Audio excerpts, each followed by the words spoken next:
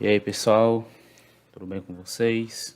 E hoje a gente vai falar um pouco sobre como que a gente avalia se o nosso modelo de regressão ajustado é ou não um bom modelo, ok? Então a gente chama isso de análise de diagnóstico ou análise de resíduo, tudo bem? Então o nosso modelo de regressão ele tem uma série de suposições, certo? Que a gente vem falando ao longo do curso e todos os resultados que a gente viu são baseados nessas suposições. Então, se as suposições não estão sendo atendidas, isso significa que a gente vai ter problemas para interpretar os parâmetros ou para interpretar os nossos resultados, porque os resultados e as interpretações que vêm junto com eles vão depender das suposições do nosso modelo serem atendidas, estarem sendo satisfeitas.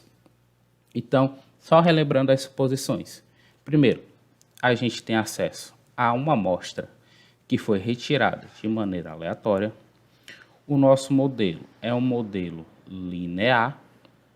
Aqui eu vou acrescentar mais uma, que é colinearidade não perfeita, que é que a correlação entre as variáveis explicativas, elas são diferentes de 1 ou de -1, ou seja, elas não são perfeitamente correlacionadas, mas a gente só precisa disso para conseguir, no caso de regressão múltipla, né, inverter a matriz de variáveis explicativas, né, porque a gente precisa em algum momento tirar a inversa dessa matriz, e se a gente viu lá em álgebra linear que se uma coluna de uma matriz for combinação linear das outras, então o determinante dessa matriz é zero e essa matriz, consequentemente, não vai ter inversa, né?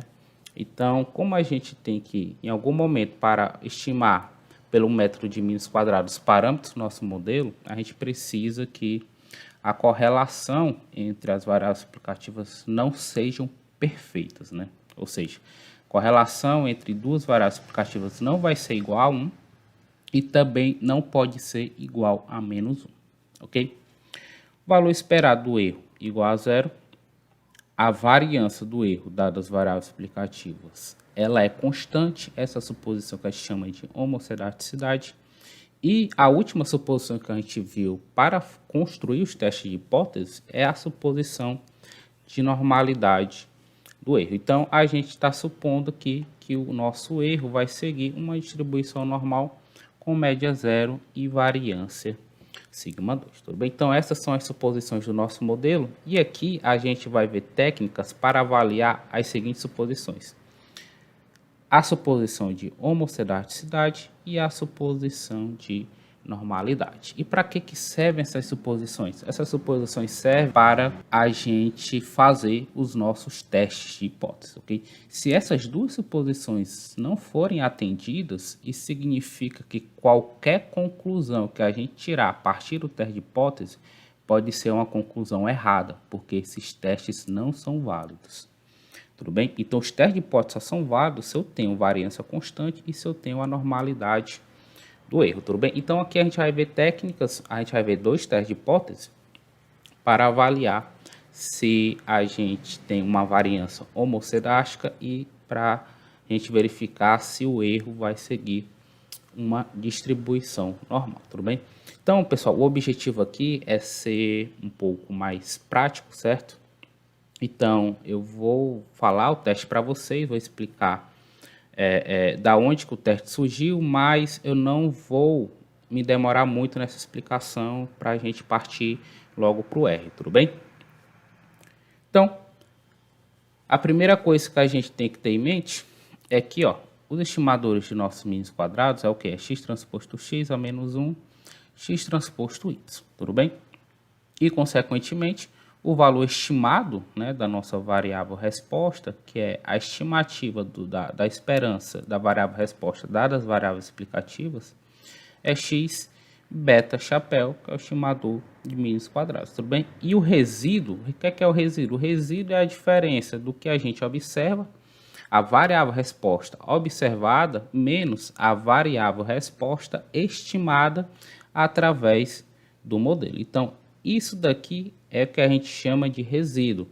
E lembrando, né, que é importante a gente lembrar que o resíduo é diferente do erro, certo? O erro é uma quantidade não observável, hipotética do nosso modelo, tudo bem? E o resíduo é algo que a gente calcula através das estimativas de mínimos quadrados do nosso parâmetro beta zero, ok? Então o resíduo ele é meio que uma estimativa, certo? Do nosso erro aleatório. Nós não observamos o erro aleatório, mas nós calculamos o resíduo e o resíduo é uma estimativa desse erro aleatório que não é observado, tudo bem? Então, se o nosso modelo estiver bem ajustado, certo? Nós esperamos que as propriedades acerca do erro, elas passem para o resíduo, tudo bem?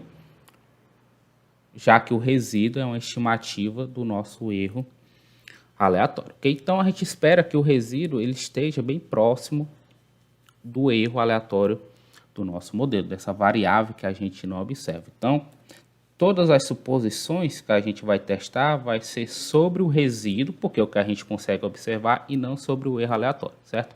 Se o resíduo atender essas propriedades aqui, a gente vai assumir que o erro aleatório também está seguindo essas propriedades, porque a gente espera que os dois estejam próximos, tudo bem? Então, é possível provar que o valor esperado do resíduo é igual a zero, ou seja, essa suposição aqui já é válida, tudo bem? Sempre ela vai ser válida, então a gente não precisa testar isso daqui, ok? E a variância do resíduo é igual a uma matriz identidade menos uma matriz que eu estou chamando de H, que ela é uma combinação linear da matriz de variáveis explicativas, tudo bem? Vezes sigma 2. Ou seja, o resíduo em si, ele não é homocedástico, ou seja, ele não tem variância constante. Ele é um resíduo heterocedástico, tudo bem? Então, em geral, para avaliar nosso modelo aqui, né, avaliar essas suposições aqui com o resíduo, a gente não utiliza esse resíduo aqui, que é simplesmente a diferença do que eu observo menos do que eu estimo. A gente vai utilizar o que a gente chama de resíduo padronizado, tudo bem? Então, a gente vai pegar o resíduo, diminuir a média do resíduo, só que a média do resíduo, quem é? A média do resíduo é igual a zero, e dividir pelo o desvio padrão, que é a raiz quadrada da diagonal principal dessa matriz aqui, tudo bem? Então, esse HI aqui é a diagonal principal da nossa matriz H, ok? Então, esse resíduo aqui é o que a gente chama de resíduo padronizado, tudo bem? E a gente espera, certo? A gente espera que se o nosso modelo estiver bem ajustado, esse cara aqui siga uma distribuição normal padrão, ok?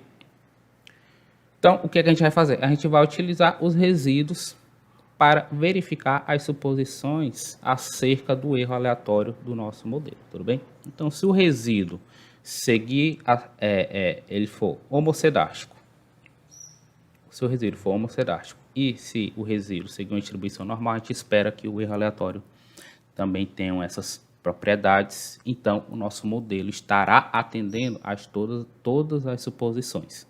E com isso, a gente pode tirar as conclusões necessárias acerca do nosso teste de hipótese, tudo bem? Então, o primeiro teste que a gente vai ver aqui é o teste de, ok? E nesse teste a gente vai ter a nossa hipótese nula. A hipótese nula é de que a variância é constante, ou seja, a variância é homogênea. Então, a nossa H0 é que a variância do erro, certo? Dado as variáveis explicativas, é igual a sigma 2, ok? Agora, a variância do erro, ele é o quê? A variância em si, né? A fórmula da variância. A variância é o quê? A variância é simplesmente o valor esperado de qualquer variável aleatória ao quadrado menos o quadrado do valor esperado dessa variável aleatória, tudo bem? Então, a variância do erro é o valor esperado do erro ao quadrado menos o valor esperado do erro elevado ao quadrado. Só que o valor esperado do erro elevado ao quadrado, o valor esperado do erro é zero. É isso, ó. O valor esperado do erro é zero. Então, zero ao quadrado é zero. Então, a variância do erro, ela é simplesmente o valor esperado de E ao quadrado. Então, essa hipótese nula aqui, de que a variância é igual a sigma 2, a variância é uma constante igual a sigma 2, essa hipótese nula aqui é a mesma coisa que testar aqui o valor esperado do erro ao quadrado é igual a sigma 2, tudo bem? E a nossa hipótese alternativa vai ser o valor esperado do erro ao quadrado, dadas as variáveis explicativas, ela é uma função das variáveis explicativas, ou seja, dependendo do valor que a gente conseguir da nossa variável explicativa, a variância do erro ela vai mudar, ou seja, ela não é constante, ela vai mudar de acordo com as variáveis explicativas, ok? Então, hipótese H0, a hipótese de variância constante, e a hipótese alternativa, a hipótese de que a variância não é constante e que ela é função das nossas variáveis explicativas, ok? Então, olha só, nós temos que o valor esperado do erro é igual a sigma 2, tudo bem?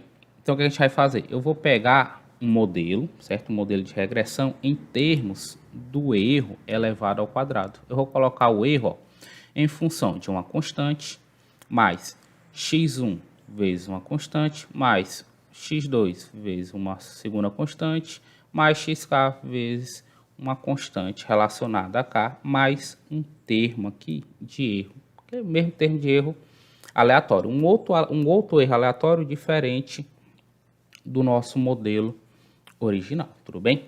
Ora, e o valor esperado desse cara aqui, supondo que esse novo erro aqui tenha média zero, o valor esperado do erro ao quadrado, dadas as variáveis explicativas, vai ser simplesmente esse modelo linear aqui, ok? E esse cara aqui vai ser uma constante, né? O que a gente quer testar, se esse cara é uma constante igual a sigma 2. Se esse cara aqui é uma constante, isso implica que esse ΔI, esse ΔI até o ΔK é igual a zero. E, consequentemente, esse ΔZ aqui vai ser igual ao nosso sigma 2. Ou seja, esse valor esperado aqui vai ser igual a ΔZ, ou seja, vai ser uma constante, a variância vai ser constante, esse ΔZ aqui está fazendo o papel desse sigma 2. Ok? Então, testar essa hipótese nula aqui, de que o valor esperado do erro ao quadrado é igual a sigma 2, é equivalente a testar nesse modelo de regressão aqui, se o ΔI é igual ao ΔI, que é igual ao ΔI, até o ΔK é igual a zero. E a gente viu que a gente consegue testar isso aqui no modelo de regressão através da análise de variância, tudo bem? Então, é exatamente o que a gente vai fazer. A gente vai pegar o erro, elevar ao quadrado e fazer uma regressão dele com as variáveis explicativas do nosso modelo e vai testar se os coeficientes angulares desse modelo com o erro elevado ao quadrado como uma variável resposta são iguais a zero. Tudo bem? Qual que é o problema? O problema é que a gente não observa o erro, né? O erro é uma variável aleatória não observável. A gente não observa o erro, mas a gente observa o resíduo. Então, o que a gente vai fazer? A gente simplesmente vai trocar o erro pelo resíduo. Então, a gente vai ajustar o modelo, vai calcular o resíduo, vai elevar o resíduo ao quadrado e vai ajustar um modelo colocando o resíduo ao quadrado como uma variável resposta em função das variáveis explicativas. E depois a gente vai realizar um teste ANOVA nos parâmetros angulares, tudo bem? Então, esse é o modelo, onde nossa variável resposta é o resíduo ao quadrado, e esse aqui é o teste. A gente vai testar se os coeficientes angulares são iguais a zero, e a hipótese alternativa é que pelo menos um deles é diferente de zero. Se pelo menos um deles é diferente de zero, significa que a variância, ela oscila, ela varia com as nossas variáveis explicativas, tudo bem? E esse teste aqui é chamado de teste de Birch-Pagan, ou teste BP, tudo bem? Então, esse é o teste de heterocedasticidade. Eu não vou entrar em detalhes de como realizar o teste, porque a gente vai ver uma função específica no R para realizá-lo, tudo bem? Então, esse vai ser o teste para a variância, verificar se a variância é homogênea, que a gente chama de teste de heterocedasticidade, né? Teste BP. E o outro teste que a gente vai ver aqui é o teste para verificar a normalidade dos resíduos, tudo bem? Então, teste de normalidade existe uma infinidade, certo? Existem vários testes para analisar se uma certa distribuição de dados segue uma distribuição normal. E aqui eu escolhi mostrar aqui para vocês o teste de Jarque-Bera, que é um teste muito utilizado em análise de séries temporais e aqui em regressão também. Tudo bem? E esse teste é baseado na assimetria e na curtose da distribuição normal. A gente sabe que toda distribuição normal ela tem uma assimetria igual a zero, porque é uma distribuição simétrica, né? Então toda distribuição simétrica tem uma assimetria igual a zero. E a distribuição curtose ela tem um coeficiente de achatamento igual a 3. Então, o teste de normalidade Jarque-Bera, ele justamente vai testar se a simetria dos resíduos é igual a zero e se o coeficiente de achatamento, a curtose dos resíduos, é igual a 3. E a hipótese alternativa vai ser o coeficiente de assimetria diferente de zero ou a curtose diferente de 3. Tudo bem? Esse vai ser o teste de Jarque-Bera. O teste de Jarque-Bera vai ter a seguinte estatística de teste. Essa aqui é a estatística de teste de Jarque-Bera, certo? Pessoal, teste de Jarque-Bera, em muitos testes estatísticos, certo? A estatística de teste ela é construída de tal forma que ela dê uma distribuição de probabilidade conhecida, tudo bem? Por isso que ela parece ser muito complicada aqui, mas toda essa manipulação que os autores propuseram nessa estatística aqui foi a fim de que ela tenha uma distribuição de probabilidade conhecida, ok? Aqui o N é o tamanho da nossa amostra, tudo bem? E sobre a hipótese nula, a estatística de teste ela vai seguir uma distribuição aqui quadrada com 2 graus de liberdade, tudo bem? E aqui a gente tem aquela regra clássica, né? A regra de decisão clássica de teste de hipóteses em geral, né? A gente vai rejeitar H0 se a nossa estatística de teste for muito grande em relação à distribuição Q quadrado, com 2 graus de liberdade, e o nível de significância que a gente vai adotar. Ou a gente pode tirar simplesmente a conclusão através do p-valor, tudo bem? Então, esses são os dois testes estatísticos que a gente vai ver. Teste BP, para verificar a variância, e o teste de normalidade, para verificar a normalidade dos resíduos, certo?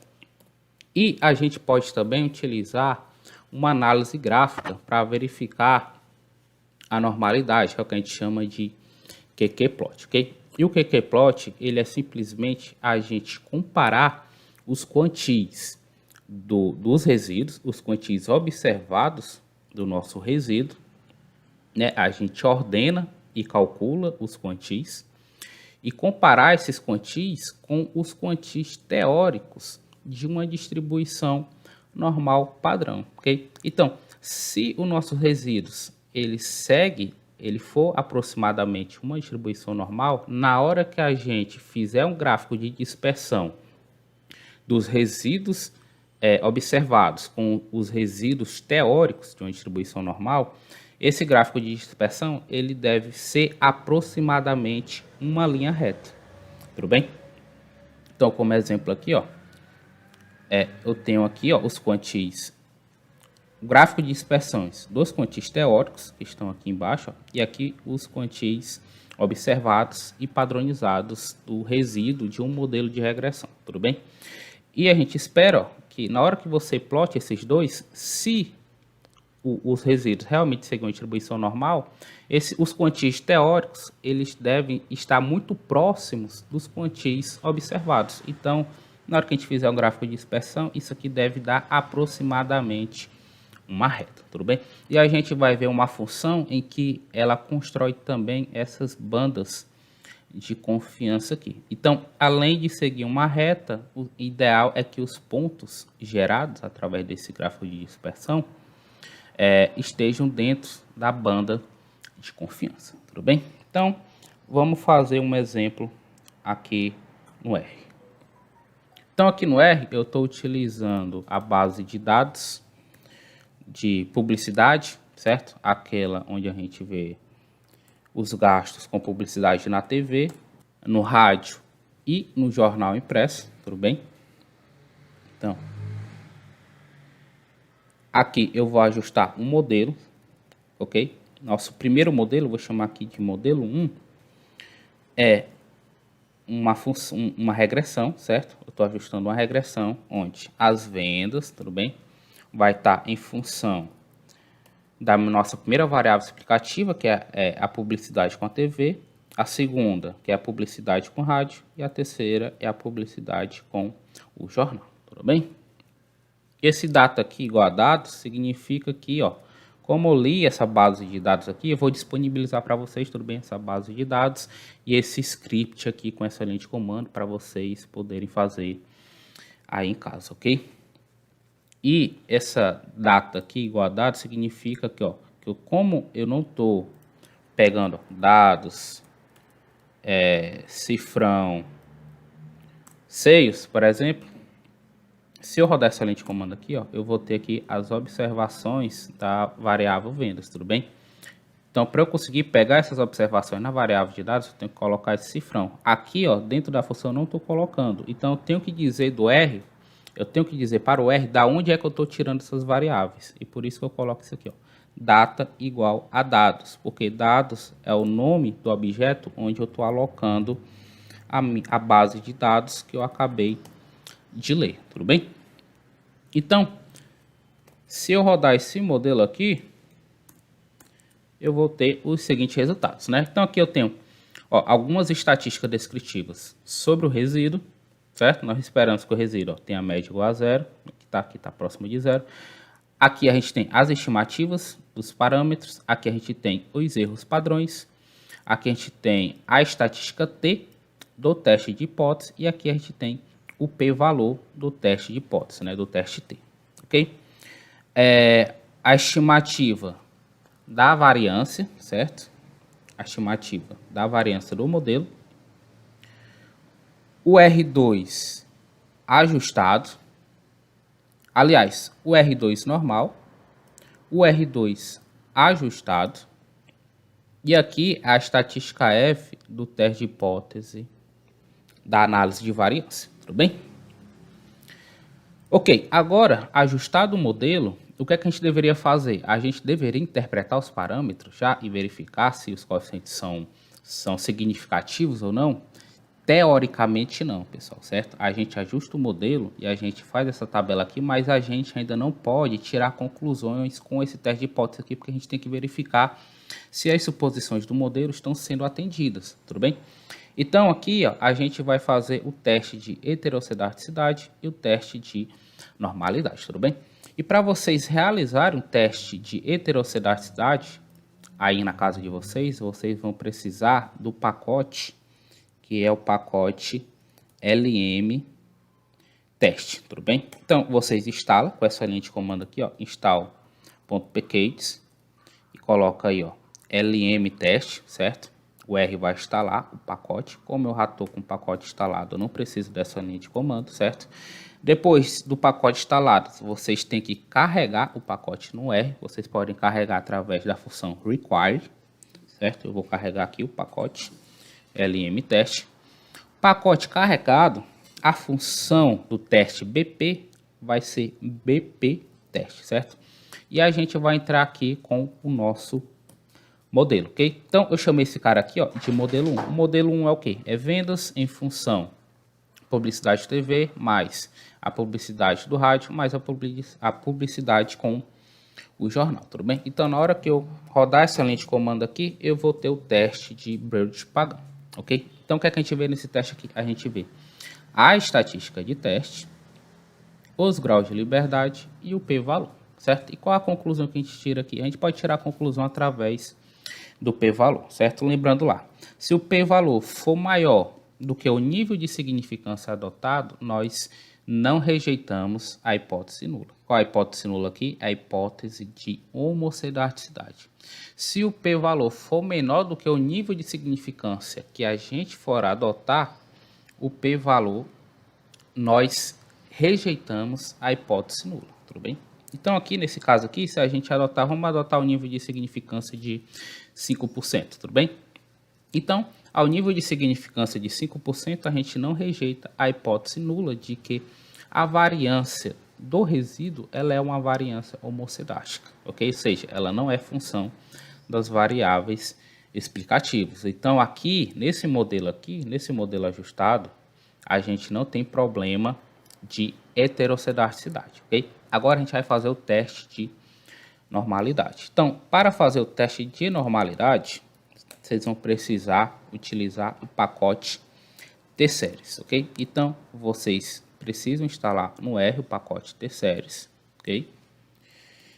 Pacote instalado, carrega o pacote T-Series. Pacote carregado, a função que vai realizar o teste de shark-bera vai ser shark.bera.teste, certo? E vocês vão entrar com os resíduos padronizados, ok? Como é que a gente calcula os resíduos padronizados aqui no R? Tem essa função aqui, ó, que é o R standard, resíduos padrão, resíduos padronizados, tudo bem? Então, R standard do modelo que a gente ajustou, do modelo 1, certo?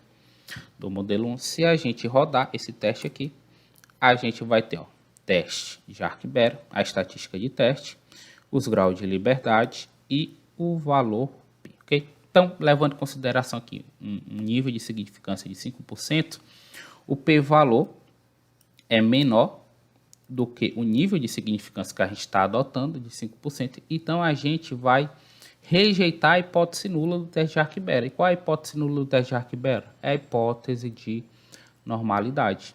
Então, nesse modelo aqui que a gente ajustou, a hipótese de normalidade não está sendo atendida, ok? Então, nenhum desses testes aqui, ó, tanto a estatística de teste, na verdade não é nem a estatística de teste, mas o p-valor, eles não são confiáveis, tudo bem? Então, a gente não pode tirar conclusão com esses resultados aqui, ok? Então, o que é que a gente tem que fazer, professor? A gente não pode tirar as conclusões já que o teste de normalidade deu negativo, né? Os resíduos não seguem a distribuição normal. A gente tem que fazer transformações nas variáveis, certo? Nas variáveis respostas ou nas variáveis explicativas, a fim da gente conseguir a normalidade, tudo bem? Em geral, a gente utiliza a transformação logarítmica, certo? Porque a transformação logarítmica, ela aproxima, certo, as distribuições de uma distribuição normal e, de quebra, ela estabiliza a variância se a variância não for constante, tudo bem? Então, a transformação logarítmica, ela é uma transformação que, em geral, tudo bem? Em geral, ela consegue resolver esse problema. Caso a gente não tenha homocedaticidade e caso a gente não tenha a normalidade, tudo bem? Então, aqui, só para finalizar, vamos construir o QQ-plot, né? Para construir o QQ-plot, vocês vão precisar do pacote. Vocês vão precisar do pacote HNP, tudo bem? Instala o pacote HNP, carrega o pacote HNP e a função para construir o QQ-plot, o gráfico normal de probabilidade, que a gente chama, né? Gráfico normal de probabilidade vai ser HNP. A gente vai entrar com o modelo que a gente ajustou, o modelo 1. E esse half normal vai ser igual a falso, certo? Se a gente precisa colocar isso daqui porque existe dois tipos de gráfico. Um gráfico com a distribuição normal, que é o que a gente quer, e o gráfico com a distribuição chamada de quase normal, tudo bem? Que é o que a gente não vai utilizar aqui, ok? Então, half normal é igual a F, que é falso, certo? Então, se a gente rodar essa linha de comando aqui, ó, a gente tem o nosso gráfico normal de probabilidade, certo? Então, se os resíduos seguiram a distribuição normal, a gente espera que esse gráfico de dispersão aqui fosse uma linha reta e estivesse dentro das bandas de confiança, tudo bem? Então, aqui a gente vê que, além de ter vários pontos fora da banda de confiança, ele não segue uma linha reta, ok? Então, aqui, pela análise gráfica, parece que a gente não tem uma distribuição normal. E pelo teste formal, o teste de shark-bera, a gente viu que os resíduos não têm uma distribuição normal, tudo bem? Então, como é que a gente vai fazer para solucionar esse problema? A gente vai propor e vai ajustar outros modelos de regressão com transformações nas variáveis, tanto na variável resposta quanto na variável explicativa, certo? Então, o modelo 2 aqui, ó, que eu estou propondo, é justamente colocar vendas, certo? Sem transformação, em função da publicidade com TV sem transformação, mais a publicidade com rádio com a transformação logarítmica, mais a publicidade com o jornal impresso com a transformação logarítmica. Aí você pode se perguntar, professor, por que o senhor está colocando o log na variável rádio e o log na variável jornal e não colocou o log na nossa variável resposta, nem na variável TV? Gente, foi tentativa e erro, certo? Eu ajustei vários modelos, certo? Para verificar se a gente consegue corrigir esse problema de normalidade e de heterocedaticidade, até que eu cheguei nesse modelo aqui. E eu já estou dando esse modelo aqui de cara para vocês. Mas o ideal é que a gente fosse testando. Coloca o log na variável resposta. Vê se a gente agora... Vê se as suposições são atendidas. Não foi. Coloca o log na variável, uma das variáveis explicativas. Depois, não atendeu, coloca o log em duas das variáveis explicativas. Não atendeu, coloca o log em três das variáveis explicativas. Não atendeu, coloca o log em tudo. Até a gente chegar num modelo onde as variáveis, onde as suposições estejam sendo atendidas, tudo bem? E geralmente a gente utiliza a função logarítmica, além de ela ser apropriada para isso, porque na hora que a gente coloca a função logarítmica, a gente não tem problema com interpretação dos parâmetros, tudo bem? Então a gente já viu, né, a nossa tabelinha lá com as possíveis interpretações com transformação logarítmica, certo? E se a gente utilizasse outras transformações, outras funções, aí a gente teria um pequeno problema para interpretar os parâmetros, tudo bem? Vocês podem usar qualquer tipo de transformação aqui, uma transformação raiz quadrada, uma transformação recíproca, né, que é 1 sobre a variável. E essas transformações, às vezes, dão certo, só que quando a gente utiliza essa transformação, a gente perde na interpretação, tudo bem? Então, o que eu sugiro a vocês é sempre utilizar a transformação logarítmica, ok? Então, aqui no modelo 2, vai ser vendas em função da TV, em função do log do rádio e em função do log do jornal. Ajustando esse modelo aqui, ó, eu vou ter esses resultados. E aqui a gente vai testar novamente se esse modelo está atendendo as nossas suposições, certo? Então aqui, como eu já carreguei o pacote, eu já instalei, já carreguei o pacote, eu não preciso carregar novamente, então é só aplicar o teste, certo? Então aplicando o teste no modelo 2, o teste BP, ó, deu um p-valor de 0,011, tudo bem? Ou 0,012 aproximadamente, certo? O que é que significa? Se a gente pegar o nível de significância 5%, como o nível de significância ou como o p-valor é menor do que o nível de significância, a gente rejeitaria a hipótese nula, tudo bem? Agora, se a gente pegar o nível de significância de 1%, a gente não rejeita a hipótese nula no teste BP. Então aqui, se a gente pegar o nível de significância de 1%, a gente não rejeita a hipótese de homoceraticidade, tudo bem? Ao nível de significância de 1%. A gente não tem problema de heterocedaticidade. Teste de normalidade. Olha só, teste de normalidade deu um p-valor de 0,2. Então, se a gente pegar o nível de significância de 1%, de 5%, de 10%, a gente não vai rejeitar a hipótese nula, ou seja, o nosso resíduo segue uma distribuição normal. Então, nesse modelo aqui, a gente tem homoceraticidade, certo?